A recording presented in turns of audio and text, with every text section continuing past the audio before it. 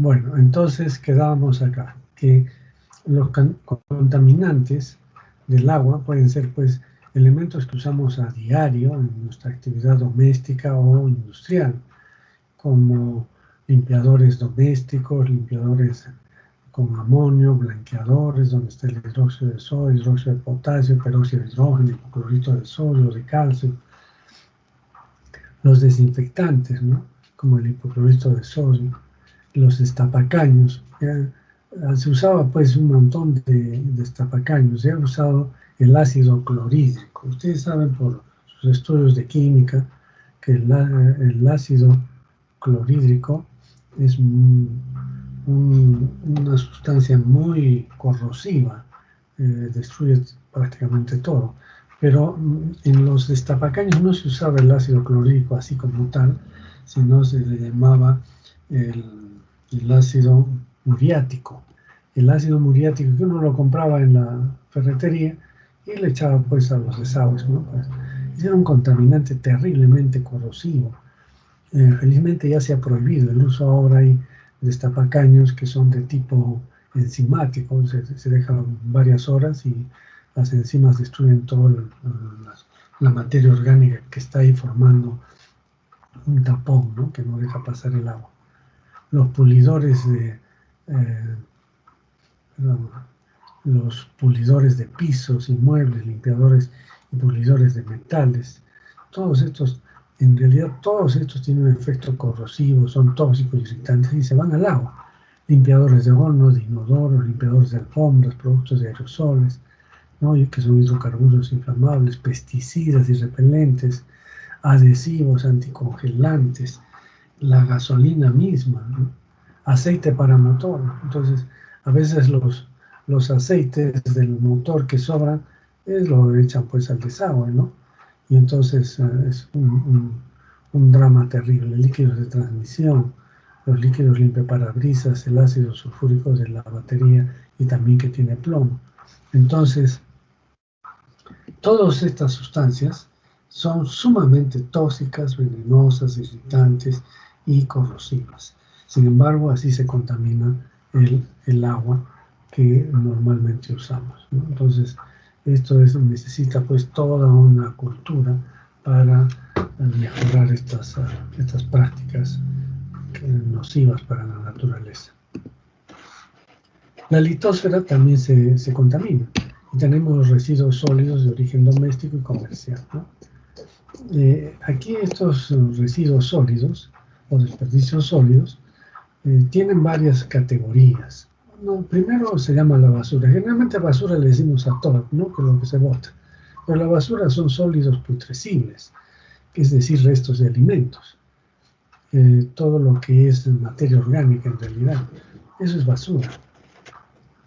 Y eso debe eliminarse pues en forma separada de otras sustancias, como por ejemplo los desechos, que son desperdicios, también son desperdicios sólidos, pero no son putrescibles, ya sea que pueden ser combustibles o no: papel, cartón, madera, trapos, lata, plásticos, vidrio, fierro. Entonces estos son desechos, ¿no? Y hay otros que son cenizas, que son desechos de carbón y otros combustibles. Pero también puede haber desperdicios sólidos, que son cadáveres de animales, la barredura de calles, que generalmente son polvo, hojas, papel, y desechos industriales. Entonces hay diferentes tipos de desperdicios sólidos, no todo es igual, ¿no? Y generalmente a todo le llamamos basura, pero en realidad la basura son sólidos putrescibles, o sea, materia orgánica que se puede descomponer. Bien. El saneamiento, bueno, tiene que depender mucho de la educación, saber que todos estos residuos deben estar en recipientes, generalmente con tapa para impedir que entren insectos. Luego tenemos la recolección y transporte, que es responsabilidad del municipio. Lo que pasa es que ellos tienen equipos, camiones abiertos, camiones cerrados. Cada vez ya se ven menos los camiones abiertos, porque conforme viajan se llevan pues la basura, se lleva el viento, lo saca, etc. Pero más es que eso, es costos, porque los camiones abiertos no pueden compactar la basura o los restos sólidos. Y entonces lo que pasa es que tienen que desplazarse del sitio donde recogen al sitio donde van a eliminar o depositar estos restos o estos residuos. Y entonces consumen gasolina, el transporte, tiempo, etc. Mientras que un vehículo cerrado, que son los compactadores, lo que hacen es comprimir todos los residuos y entonces pueden almacenar mucho más que un camión abierto. Y por eso casi todos los municipios están comprando pues sus vehículos compactadores, ¿no? Otra cosa es el personal. El personal debe ser un personal entrenado. Lo que pasa es que en nuestra cultura, el personal que ingresa por primera vez al municipio, que no tiene ninguna capacitación, a ese personal lo ponen para la recolección de los residuos sólidos. Y muchas veces pues son los que cometen las imprudencias y hemos visto también ahora que se han infectado con el COVID y entonces, o sea, con el coronavirus, y eso es el resultado de la falta de capacitación de este personal. El tiempo de recolección también es importante. Si ustedes dejan más de 3 días la basura, sobre todo que son putrescibles, se van a llenar de insectos y hay proliferación de moscas, sobre todo cucarachas. En cuanto a la distribución o disposición final o tratamiento, puede ser en el mismo estado como está, se recoge y se lleva a rellenos sanitarios. Lo que pasa es que los rellenos sanitarios son lugares donde se hacen excavaciones que deben tener más de 50 centímetros de profundidad para que, o sea, que quede de tierra de 40, 50 centímetros con tierra arriba para que no entren los insectos ni los animales escarben. Y entonces esto no siempre es fácil de hacer, cuesta dinero hacer los rellenos sanitarios, ¿no? Y hay otros que usan pues botaderos abiertos y pueden ser controlados con insecticidas o a veces, como hemos visto, que lo queman. Entonces estos botaderos abiertos son pues un peligro, ¿no?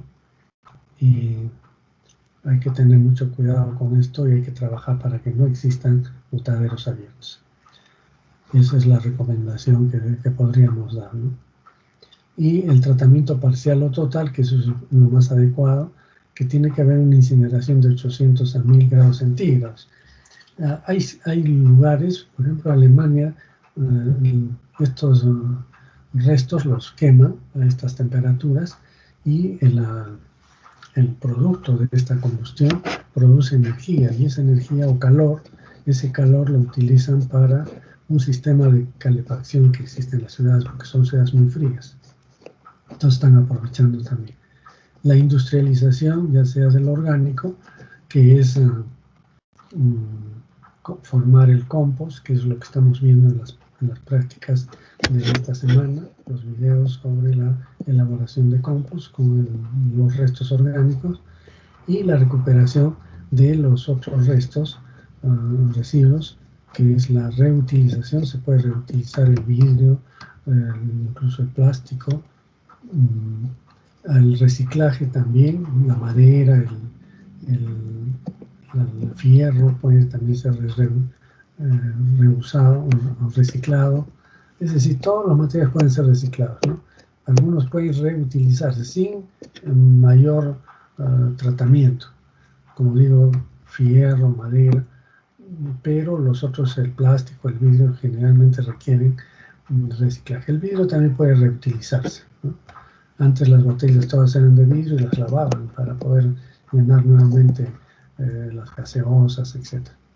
Pero ahora creo que es más fácil reciclarlas y convertirlas nuevamente en polvo para poder formar nuevamente las botellas u otros recipientes. El uso constructivo también hay algunas personas, como hemos visto en las calles, el uso de los neumáticos o de de otros elementos que se utilizan para decoración, para los jardines o para los parques, etc., ¿no? Para hacer columpios, etc. Entonces hay maneras de hacer que se utilice y no se elimine y se bote en cualquier lugar. Bien, y la disposición de las excretas es lo que corresponde a... puede hacerse de dos maneras. Hay unos que son pozos sanitarios o pozos negros. Entonces, esto funciona cuando hay varias viviendas juntas, digamos en una quinta o en una agrupación comunitaria, entonces, que se llama, todos ellos tienen su sistema de desagüe y ese desagüe va hacia un solo depósito, que es como una habitación enorme donde cae toda la materia descompuesta, las aguas hervidas. Entonces en el piso ponen primero una capa importante de grava, o sea, piedra pequeña, que filtra, después arena, y sobre eso se agrega o cae el agua o la materia orgánica. Y cada cierto tiempo se le agrega carbonato de calcio para matar las bacterias y disminuir el olor. Entonces esto se va acumulando, pero se va filtrando y también se va deshaciendo la materia orgánica. Y entonces al deshacerse la materia orgánica, disminuye el volumen y entonces permite que se siga acumulando más aguas hervidas. Entonces el agua hervida, en primer lugar, los líquidos se filtra a través de la arena y la piedra, y la materia orgánica que se quede ahí comienza a descomponerse, ¿no? Eso es un pozo negro, o sea que permite la eliminación de excretas de varias viviendas. Pero a otras veces las viviendas están alejadas, ¿no? Como en la sierra, por ejemplo, y entonces ahí se coloca solamente letrinas que son individuales. Y la construcción de letrinas, bueno, tiene que tener algunos elementos. Probablemente ustedes tienen que apoyar en una comunidad a hacer letrinas cuando vayan a hacer su serum. En cualquier sitio encuentran las dimensiones que se pueden hacer, pero lo que interesa es que tenga una losa en concreto, una excavación, ¿no? Y una caseta que permitan la privacidad, la eliminación de los olores, ¿no? Estas ventilaciones, pero también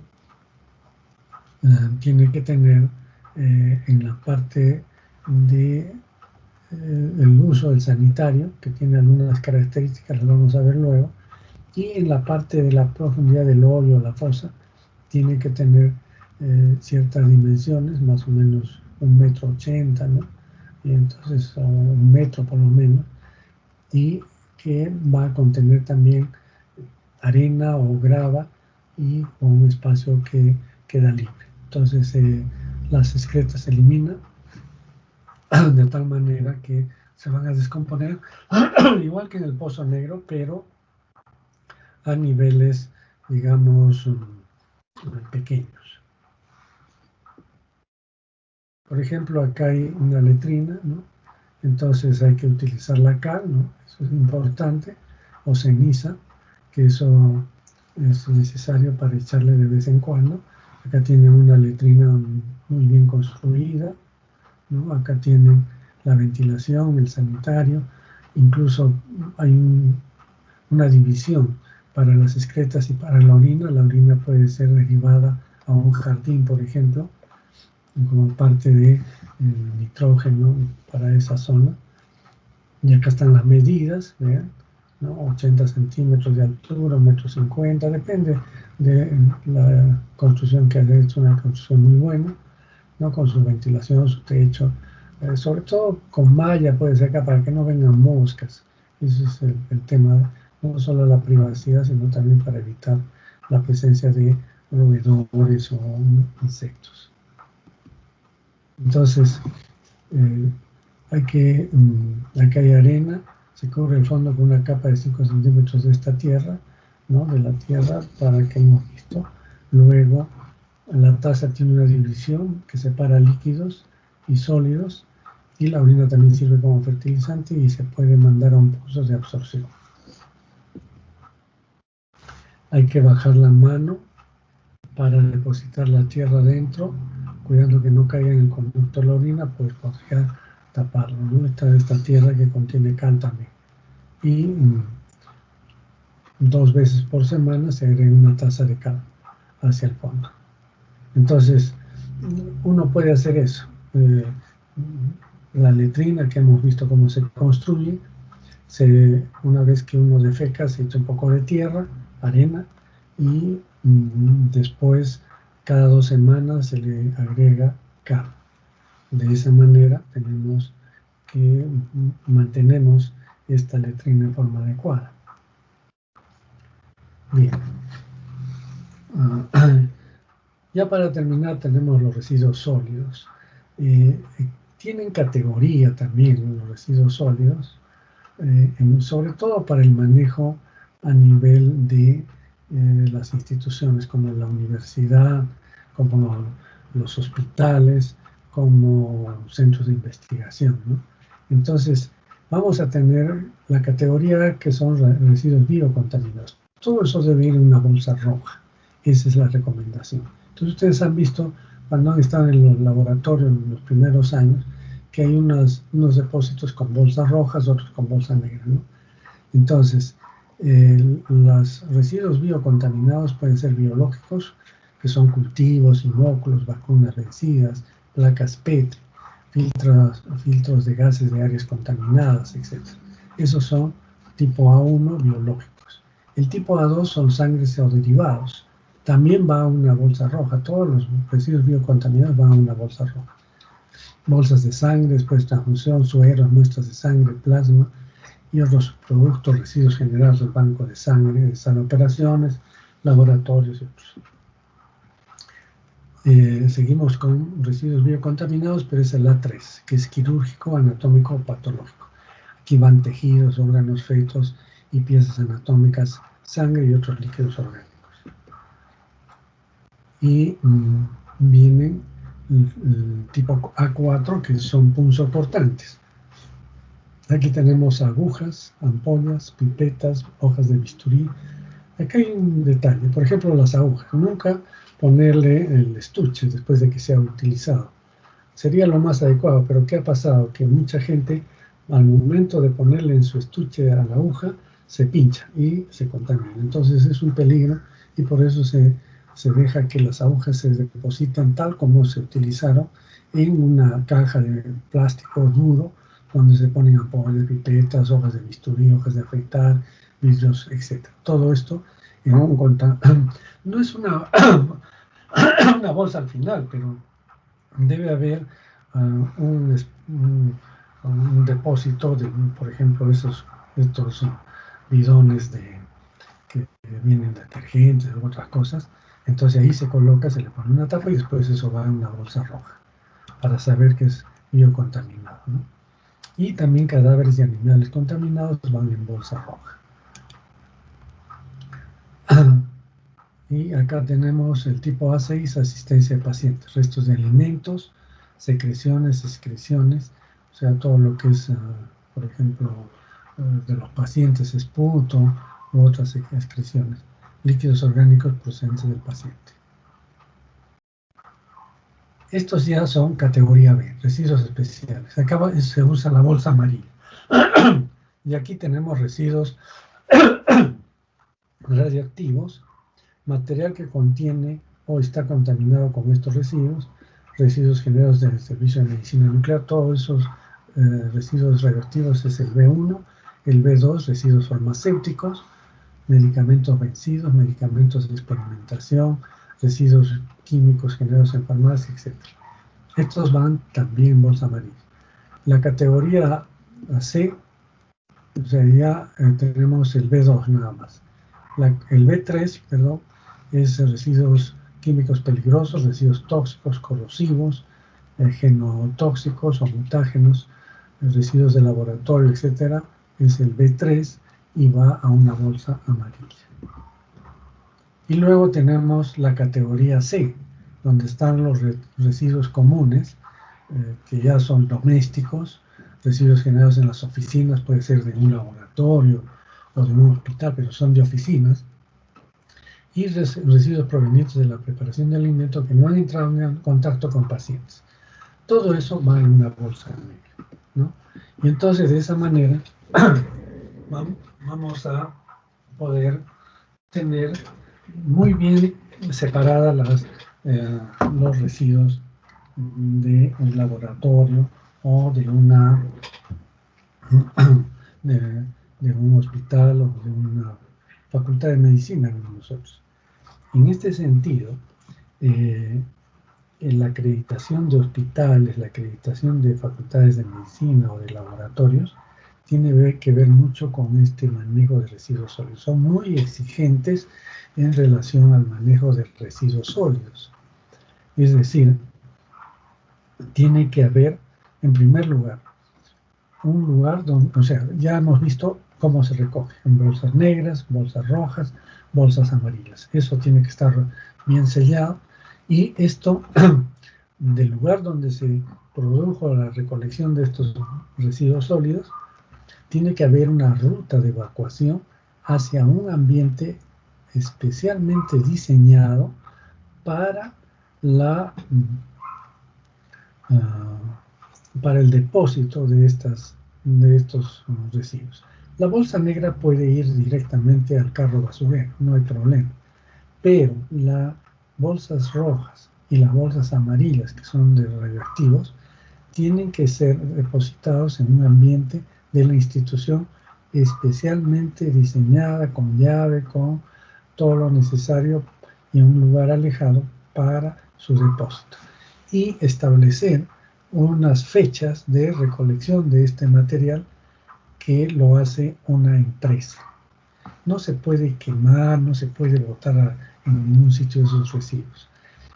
Hay empresas, aquí en Arequipa creo que hay una que recoge, pero se la lleva a Lima finalmente, que es caro, y entonces los sistemas de acreditación tienen que cerciorarse que tienen contrato con empresas que recogen estos residuos sólidos, ya sean biocontaminados o radioactivos. Entonces hay un contrato y esta empresa tiene que recoger todo este material, lo elimina de la forma más adecuada, tienen hornos especiales, por eso que no están en todas las ciudades, generalmente se lo llevan a Lima y cobran por eso, ¿no?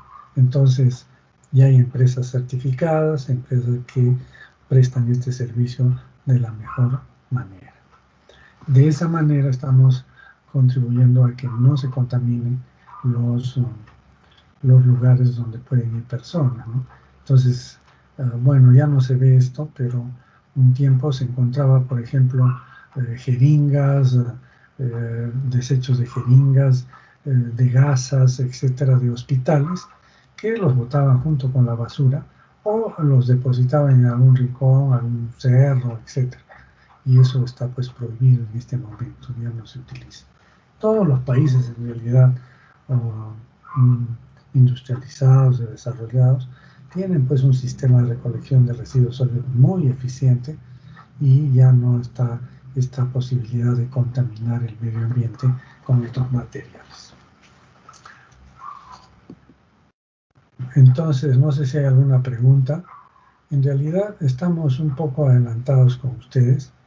Entonces, no sé si hay alguna pregunta.